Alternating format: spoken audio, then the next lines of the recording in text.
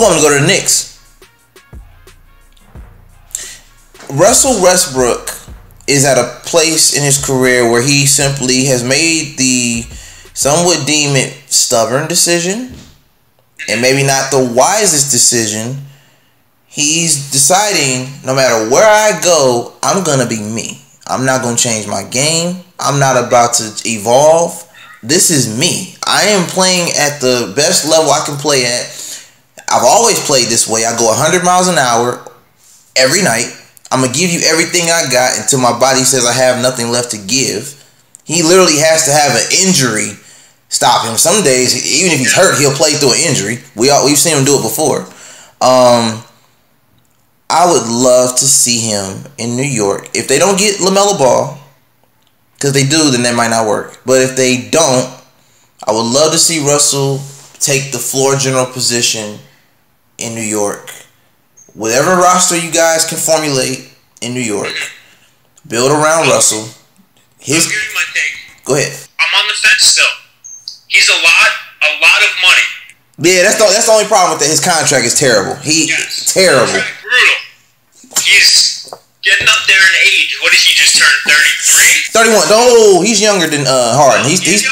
Okay. He'll be 30. Yeah, I think he's 31 or 31. Okay. Yeah, he just turned the other day. All right, 31. But still, he's not getting any younger. I'm not saying he's still not great, because he is. But is he that missing piece and that identity for the Knicks to help them develop and the young guys develop? I think if he gets there, there'll be a 7 to 8 seed. Will they really do damage? You don't know. It's the East though. It's the East. It's the Russell Westbrook in the East for the first time in his career. I mean, that could be a game changer. He's been in the West his whole career. Yeah, and I posted this last night. KD and Westbrook in the same city. That'll be fairly interesting. You know, so they'll be matching up about 4 to 5 times a year. I like that. And he brings the Hollywood aspect. He's a high flyer, fast-paced player. New Yorkers are hard workers. They want to see him bust his ass on the floor. They want to show, and he works hard every night. Yeah. Every night. So I'm still a little on the fence because the contract and his age, but it would be fun. My friends all want to see it happen. It would be fun. If you don't get Westbrook, I also said this on the podcast. I wouldn't mind Chris Paul going to New York, even though it might not happen because of the contract. Because he has his contract is. He's got another fat contract, man, and he's older. And he's older than exactly. He would help the Knicks tremendously developing the young guys. Look what he did to OKC. OKC had a 0.3% chance of going to the playoffs. 0.3, and they almost took the Rockets out in round 1. They went to game 7. Yep. I thought that would happen with CP3 to New York. I just don't think so anymore. The rumors kind of died down. I think the best case scenario with getting Westbrook, who's big contract, and maybe Fred VanVleet. I mean, the Knicks can pay him, but hey, he's talking like he kind of wants out and to get paid. Outside of Toronto. So I heard. You give me the starting 5 in New York of Westbrook, VanVleet, R.J. Barrett, Julius Randle, and Mitchell Robinson. That's a pretty solid 5. And you can get anybody you want on veteran minimum for the bench. You can get anybody you want for the bench. Yeah, and they still got Bobby Portis and those cats. I mean, they might be in trades. You still got Frank too. You got you got Frank too. Ntilikina. He'd probably be out in the trade. He'd be out. Okay. But their bench isn't that bad, and they got the 7th pick in the draft. I like that. I like that starting 5. I'll be the first one to say, can somebody please take the Orlando Magic out of the playoffs? I'm tired. I'm so tired of seeing them do just enough to get AC and then get swept every year. I'm so tired. They always gotta go against the number 1 seed, and you already know the outcome. Okay, they might win 1, maybe 2 games. That's it. That's all they got. I got nothing else to say other than they gotta make a move. Please get your Knicks back in the playoffs. I just feel like the league, and back me up on this if you agree. I feel like the league is in a better position and it's in a better space when the Knicks are good. Agreed, as is the city of New York. The city of New York right now with COVID and everything, and all the businesses that are out, how the governor and the officials in New York or running the city, you know, people aren't happy. They just want to see winning basketball with the New York Knicks. You know, it's simple. That's just what they want to see. Sports brings joy to the world, man. When we shut down the NBA season this year for COVID, I'm telling you, the world just felt like a different place, man. I agree. That was wild, man. I was in Disney with my girlfriend that night, and you know, it's just me here on NBA Buzz. I'm on top of everything. I was like, where was I? I was in like the Magic Kingdom or something, like, and I get that alert, and I'm freaking out, like, oh my god, I gotta post this, because I remember I heard, for an unknown reason, players from the OKC Thunder and the Utah Jazz have left the floor. I remember people were thinking, like, was there like some terrorist attack or something like that? Yeah. Did somebody just have like a seizure or stroke or something like that on the floor? Like, who knows? Right. Right. That's what I was seeing on Twitter. Okay. Like, what the hell is going on? Because COVID was a thing, but it wasn't as much in the forefront of the media and people's knowledge yet. You know what I mean? Right. I remember that day. Yeah, March 11th. Yep. Crazy day. Crazy day. Taking us back to that, it's almost been a year that fast since that day that the NBA shut down. Take us through that, because I want the audience to know, being that you are a basketball podcast, a basketball business, basketball is your business essentially. Yeah, of course. When basketball got turned off like a light switch, like somebody cut your lights out, how did you get through those 4 months? So it's tough. I would say those 4 months, the first month and the last month of it was fine, right? Right. Because it's a lot of anticipation. What's going on? Yeah. This isn't good, but right. Who's testing positive? Who's testing negative? You know, that's all content people want to know, and that's right. all stuff coming in. Yeah. Then on the backside of it, what is the bubble? How many games are going to be played? What's it going to look like? Is there going to be a play-in tournament? So that's all great topics for about a month, and players' opinions going on shows. But that 2-month junk, that's tough, because that's digging back into like, oh, on this day in NBA history, this happened, and oh, remember when Melo jumped 50 on the Heat on all jump shots? So it's getting that kind of content out there when there's nothing new. So it was tough. It was tough. Oh man, did you in that time? You know, it was a challenge for all of us because nobody was prepared for this. Yeah. For your business, what did you improve? What did you when you took time out to really sit and like analyze it? What can I do to get better when the NBA comes back? Because you knew it was gonna come back. You just didn't know when. What have you done to improve, or what did you come up with in that time to say, I'm gonna do this better going forward? Since I got a chance to reset, reevaluate, and evolve. For NBA Buzz, not too much, because I would do much of the same. Mm-hmm. I would say that gave me, time to make new templates and graphics for the upcoming season. Yeah. Other than that, not much off the top of my head, but for Inside Buzz, for the interviews, that was great because people wanted to talk. And people wanted to get on and talk about the off season, in between season, and what the bubble would be in the future. So getting guests was like nothing. So that was a lot of fun, and just picking their brains and improving Inside Buzz, I would say. Good deal. Not too much different. Just finding new content. Got you. So now we obviously thankfully the bubble was a success. We didn't have no real new cases enough to shut down the season again. We did have that little blip where, of course, the social, the activists and of course the incidents that happened in Kenosha. So we did have that little scare that the season might end there because it was kind of a big topic thing there with the Milwaukee Bucks and the Lakers and Clippers. Talk about possibly walking out of the bubble. Now that we got past the bubble, it was a success. So fast forward a little bit. We're going into the draft next week on Wednesday the 18th. Of course, you got training camp start December 1st. I believe free agency is the 20th. Yeah. And then, of course, signings are the 22nd, I believe. Yeah. With that being said, now that you kind of got a framework of the season starting December 22nd, what does preseason look like right now? If you know any new information, if we have a preseason, are we playing in the arenas? Are we gonna have another bubble again? Like, what can you tell the audience about what you know about the upcoming season? Since this is the NBA's 75th season coming forward. I'm hearing all in person. Well, obviously in person. It's like we're talking about school. But I mean, like all in stadium games. You could go to games. It's going to be filled at like 25% capacity, I saw. Extremely spread out, kind of like you see with the NFL. Yeah. And other sports right now. Mm-hmm. But a preseason, Ty, that's a good question. How the hell are they going to fit that in there? I haven't heard like out of everything you just said, that is the one thing I haven't heard yet. I said, wait a minute. If the season's on the 22nd, right, training camp on the 1st, that gives 21 days, 3 weeks. And with COVID, do they want teams traveling and bouncing back to different facilities and stuff like that? Or are they just going to wait out the 3 weeks until the season starts for them to get going and play? So it's going to be interesting. I have an issue with that just from the NFL and what they're going through right now. I want to take note, even though I know we're talking about basketball, I don't want to deviate too far away from this, but for the NFL, for example, they didn't have a preseason, right? They've had, in my opinion, more injuries because they didn't have a preseason. Now, one could argue that these same injuries would have happened if there was a preseason. But just from the offset and just looking at the difference, I feel like these more injuries have happened because there was not a preseason. That's fair. I would say looking at how tight it is for the playoff teams to the next season might force that.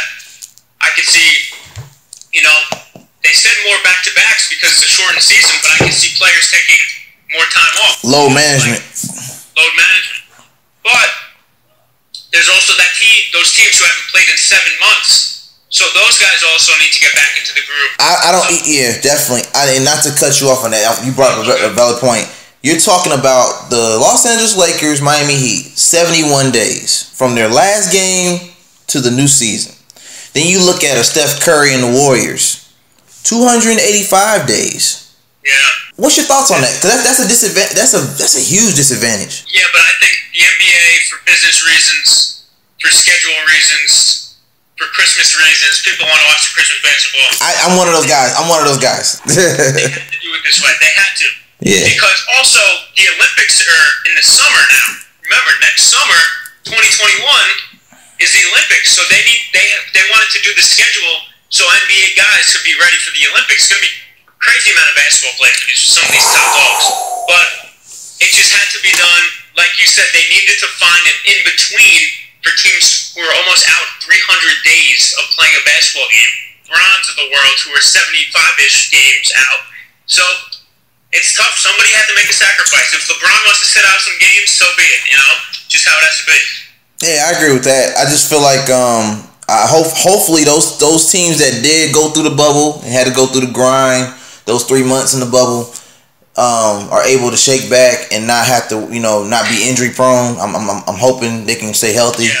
And the teams that did take a layoff took the time out to improve on whatever it is they need to work on, whether it be jump shot, handles, running plays, new coaches. Players have no excuse to not have a jumper now. No. Simmons, all that time off. All these guys, man. I'm expecting R.J. Barrett to come in bigger, muscular, and stronger of a game. Lonzo Ball too. I mean, all these guys, all these young guys had 7 months to improve. They better show out, I agree with that. When it comes down to it, the Miami Heat, for example, a team like that has a lot of young talent, definitely upset whatever we thought was going to happen for the finals. They were my sleeper team, so I did have them in the running, but I didn't see them going all the way. I actually, honestly, was thinking it was going to be a Boston Celtics, LA Lakers finals. That's what I was thinking. Fortunately, the Celtics just underperformed and they didn't make it. But your thoughts on the outcome of the championship? Do you feel like the bubble championship is an asterisk? Do you feel like it should be counted as a regular chip? What's your thoughts on that? Yeah, no, I don't think there's an asterisk on it. I think it should be a regular chip. These teams fought hard. I mean, everybody was playing hard and was punching each other in the mouth. I mean, nobody went down not swinging in the playoffs. We saw a ton of Game 7s, a ton of, crazy series. True.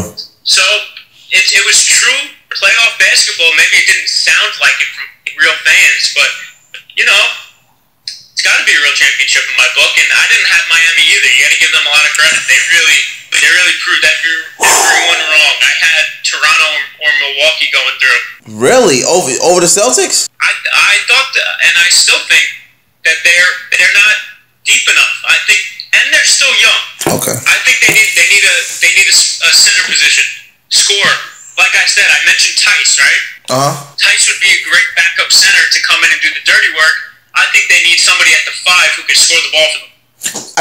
I got one for you that it's been in the conversation, but of course there were some reports that just came out that may alter this. But I had a hypothetical because Danny Ainge and Larry Bird, you know their history with the Celtics back in the day. Yeah, of course. Yeah.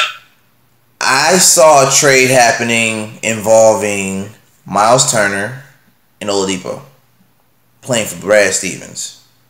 So then you'd have a 5 and put Tyson back up. Oladipo can either come off the bench or start, depending on how you do it, depending on how much you want to pay him. Based on his injury-prone history, things that have definitely come to the surface since he ruptured his quad tendon a couple seasons ago. Your thoughts on that? If they were to find a way to get those two guys or two guys of that level to Boston to fill in those holes, your thoughts on that? I like it. I don't know if the Pacers the Celtics have enough to get those two, because those are high value guys for the Pacers. Yeah, the Celtics have a lot of picks, but who would they send as a player? Okay, I had a theory on that because I'm from Indianapolis, Indiana. So I can talk bad about my team because if I have an issue with the front office. When it comes down to them making trade offers, they have been known to make some questionable moves. You remember what happened with Paul George? Yeah. So, okay. And you also, the fact that we had Kawhi Leonard and traded him on draft night, but I'm just going to leave that one on the table. I'm not even going to... Okay. So, I said because Larry Bird and Danny Ainge are like BFFs. They're like, they're Boston buddies. I could see him making an offer, trade picks involved, of course, and possibly sending over Carson Edwards, Romeo Langford, Wanamaker, Robert Williams. You got some people that I can see the Pacers doing something crazy enough to do it. With the right trade, with the right picks though. Oh, so what you're saying is you don't think it would be good for them, but they're crazy enough to do it. Yes. I feel you. Yes. Because I was gonna say, yes. I don't know who in their wildest mind is taking that one.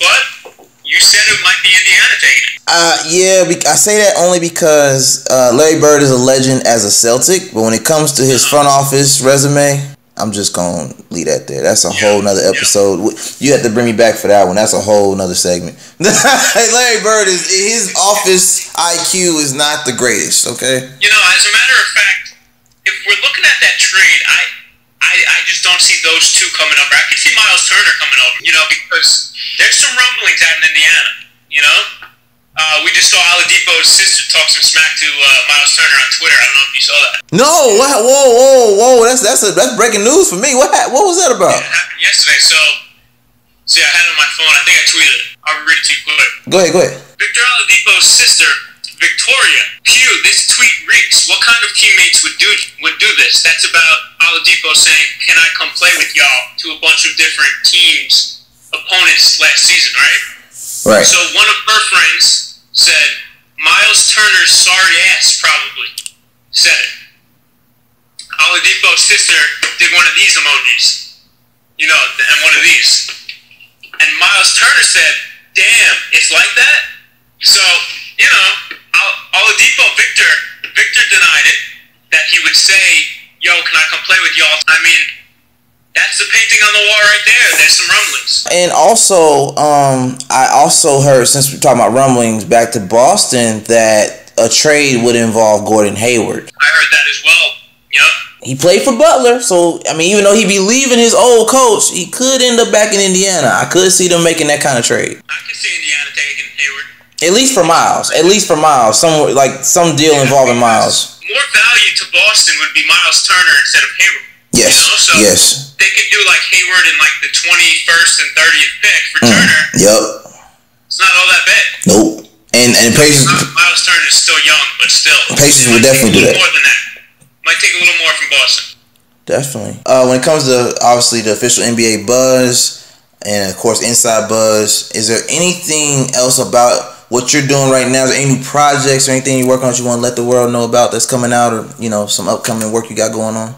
Yeah. So for those two, I'm gonna more so NBA buzz on Instagram and Facebook and everywhere else. I'm gonna be doing like 60-second kind of TikTok related NBA stuff, not dancing or any of that madness. More like 60-second explaining a player's career or explaining the trade that David Stern vetoed for the Lakers and Chris Paul. Yeah. So explaining situations like that, almost like what you see on YouTube in the long form. Yeah. Doing stuff like that, short term, just educating fans on stuff like that. So that'll be for NBA Buzz. Inside Buzz is going to continue doing interviews and got some people lined up. Maybe CJ Watson, former player, he's been talking to his guys. And then, of course, we're shooting this week for ESPN's The Truth podcast. Congratulations. Derek Anderson, so that'll be releasing December 1st, and got to put a lot of time and energy to that. So that's what I'll be up to over the next coming weeks. Good deal. We're, of course, over here at GTA Sports Network, we're going to be keeping up with you, Mike Domagala, and we're going to keep you up as far as the official NBA Buzz, Inside Buzz. Keep us updated, you know, and if we can do this again, if you find time, I know you're going to be a little busy, but if you find time, I could talk sports with you all day long. We can do this all day. Oh, me too, man. You know, we'll circle back once, maybe right after free agency or something like that, or right before the next season, because, man, like we mentioned before, things are going to start spiraling like crazy. All the topics and events coming up, the draft, free agency, boom, then the season starts. So it's going to get crazy. Absolutely. So real quick, I want to thank you once again for giving me time, because I know if I don't stop now, we can talk all day. So I'm trying to cut it down. Thank you for giving me the opportunity to interview you today. It's been a pleasure. Real quick, let them know where they can find you at. Find me at Mikey Domagala, MikeyDomagala on Instagram. That's my personal. Yep. At Official NBA Buzz on Instagram and Twitter. At Inside_Buzz on Instagram. And find Inside Buzz on YouTube, Spotify, Apple Podcasts, and NBA Buzz on Facebook, The Truth Podcast on all those platforms as well. So December 1st, check that out. December 1st. Got a lot of name dropping to do and a lot of platform dropping, so that's kind of off the top of my head what I got. Absolutely, Mike. I want to thank you once again. And for those of y'all just joined us, make sure you follow me at Ty Slatter, all those sites he just mentioned: Facebook, Twitter, Instagram, GTA Sports Network, GTA Heat Check with the podcast with Antonio Turner. And Mike, until next time, man. We out, baby. Great conversation. Thanks for having me. Thank you, buddy.